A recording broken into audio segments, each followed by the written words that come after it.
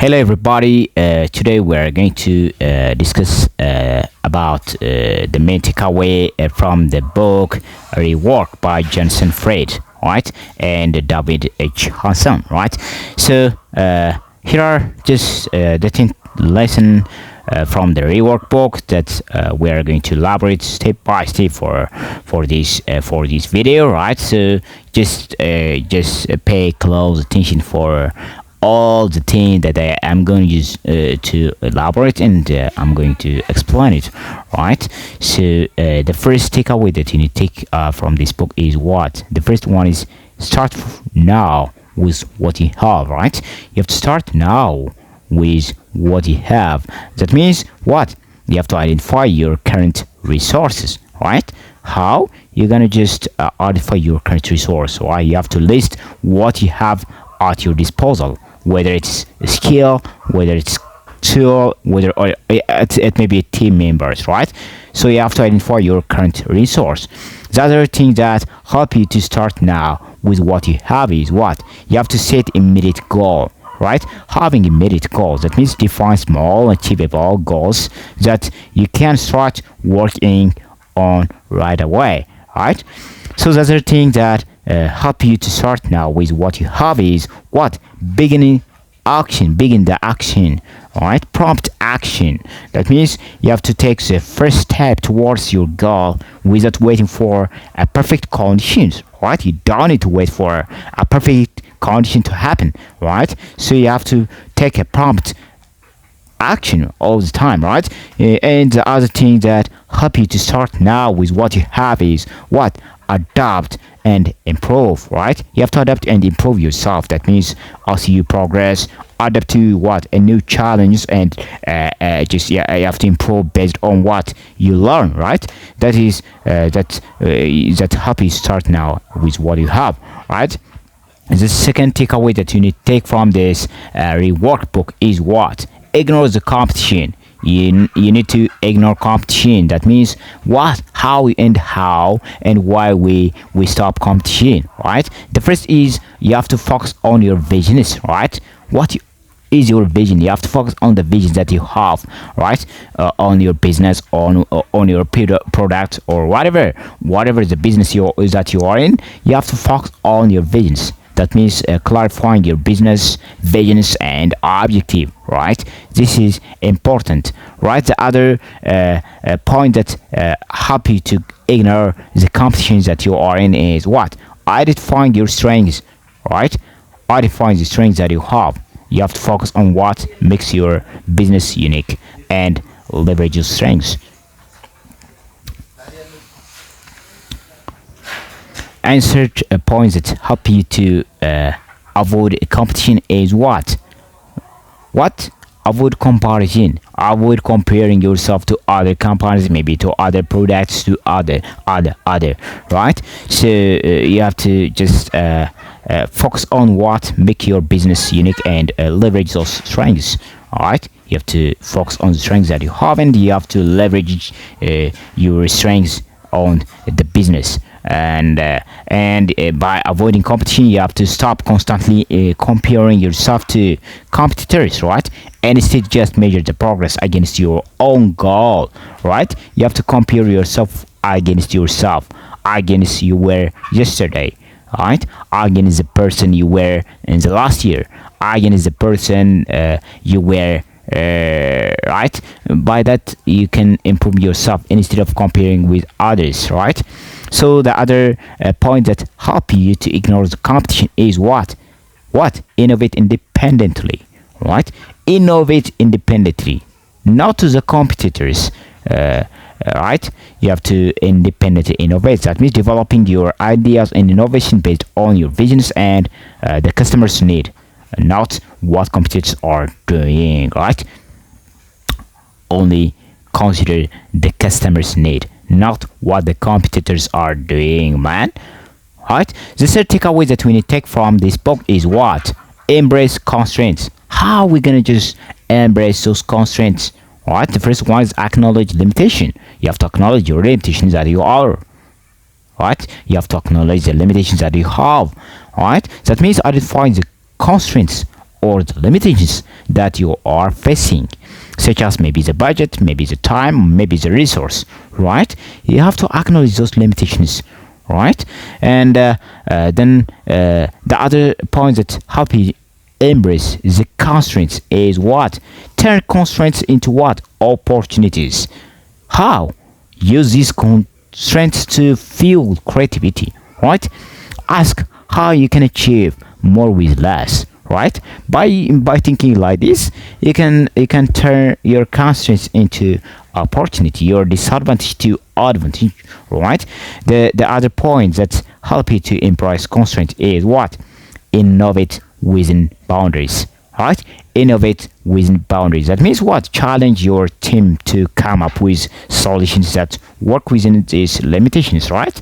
So this is very important, right? Innovate within the boundaries, the teams, right? This is also crucial.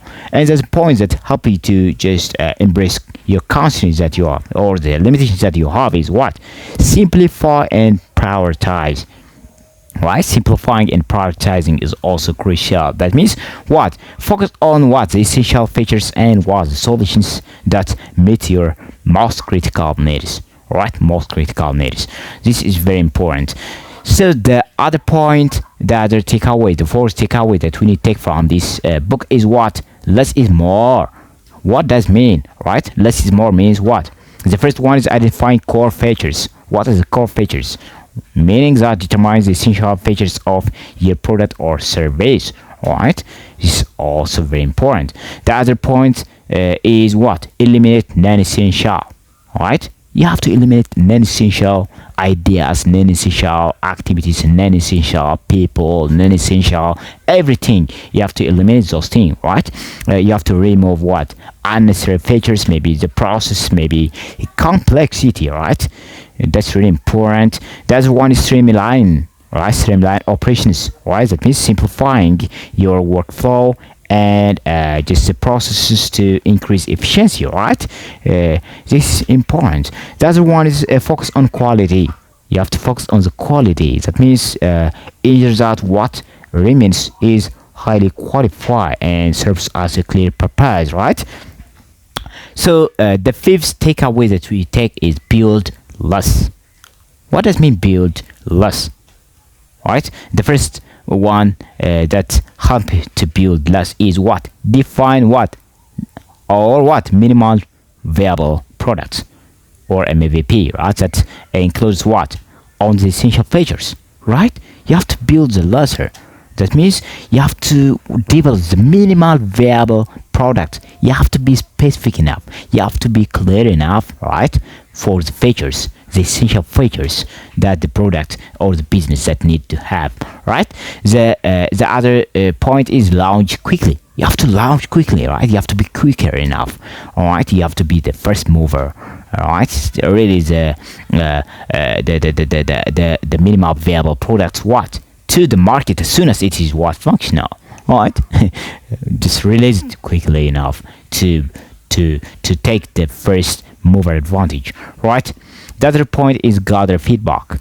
Gathering feedback. That means what? Collect feedbacks from the real users to understand what works and what does not. Just what works and what does not. And also you have to iterate based on feedback. What does it mean? Iterate based on feedback means make improvement and add features based on the actual user feedback and needs, right? And the sixth point or takeaway that you need to take is what? Focus on what truly matters, right? You have to focus on what truly matters. That means you have to identify key drivers, right? Key drivers. What is the key drivers? You have to identify that, right? That means to determine the core aspect of your business that drives the most value, right?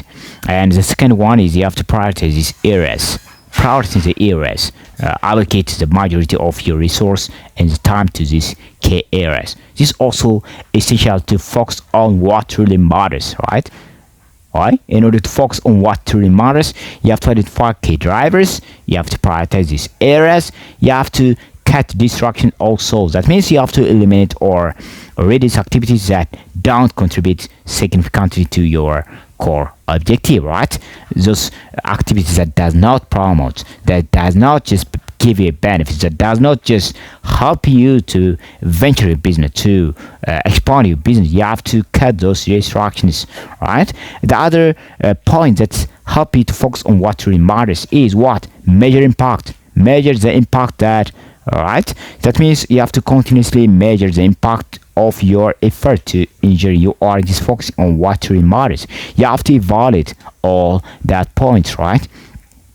So the seventh takeaway that we need to take from this is what? Say no to distractions. If there is, say no to distractions. Say no to the people that not promote your growth. Say no to the activities that not promote your growth. Say no to the environments that what just attract more distraction, and say no to all those distractions. That means how we are going to say no for all these distractions. The first one, define core objective.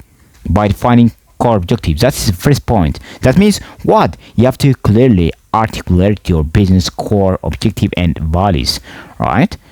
The second is evaluate opportunities, right? To have just no distraction, you have to evaluate the opportunities. You have to analyze deeply. That means assess new opportunities, features, and projects based on how well they align with your core objectives, right? And the other point that we need to understand is what? To have no distraction is what? Learn to say no, right? This is a very important point that you're gonna learn, right? That means say no means what? Practicing say no to anything that distract you, right, from what? Your main goal, even if they seems appealing, right? Right? You have to say no for the immediate gratification, right? You have to say no to the distraction, right? The other point that help you to say no to distraction is what? Stay focused, stay concentrate on your goal. That means keep your team focused on high priority tasks and projects, right? You have to make them to focused enough, right? The eighth takeaway that we need to take from this book is what? Interruption is the enemy of productivity, right? Interruption is the enemy for productivity. That means how this interruption is the enemy for productivity. The first one is create focused work time, right? Set it just aside a dedicated time block for uninterrupted work. You have to set you have to set aside a dedicated time just that blocks for uninterrupted works. The second thing or point that make interruption is the enemy for productivity is minimize disruption, right? Minimizing the distraction, that means, or the disruption, that means implement strategy to minimize interruption, such as maybe turning off notification and setting do not disturb time within your window, within your door, right? In your office, or in your office you can just you can have a paper that says this is what? Don't disturb time, right? The other that help to have a better productivity is what? Encourage deep work. Encouraging the deep work. That means what? Promoting a culture where deep, focused, and work is valued and protected, right? Having culture, promoting culture for the team members, for the organization, right? To have no distraction, to have a focused work time.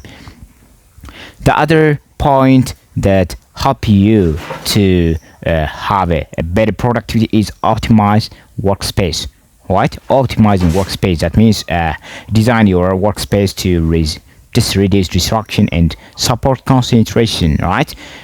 I support concentration.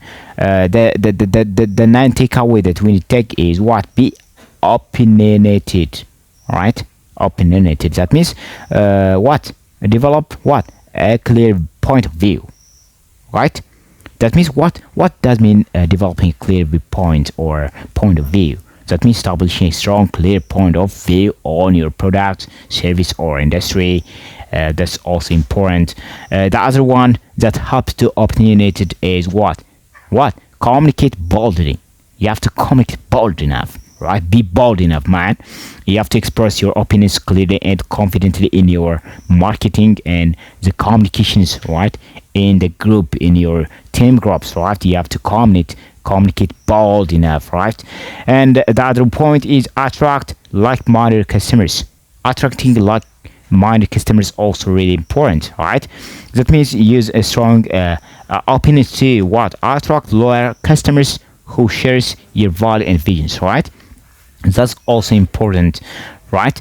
The other one is stand out. What does mean stand out mean? Differentiate your brand by being what?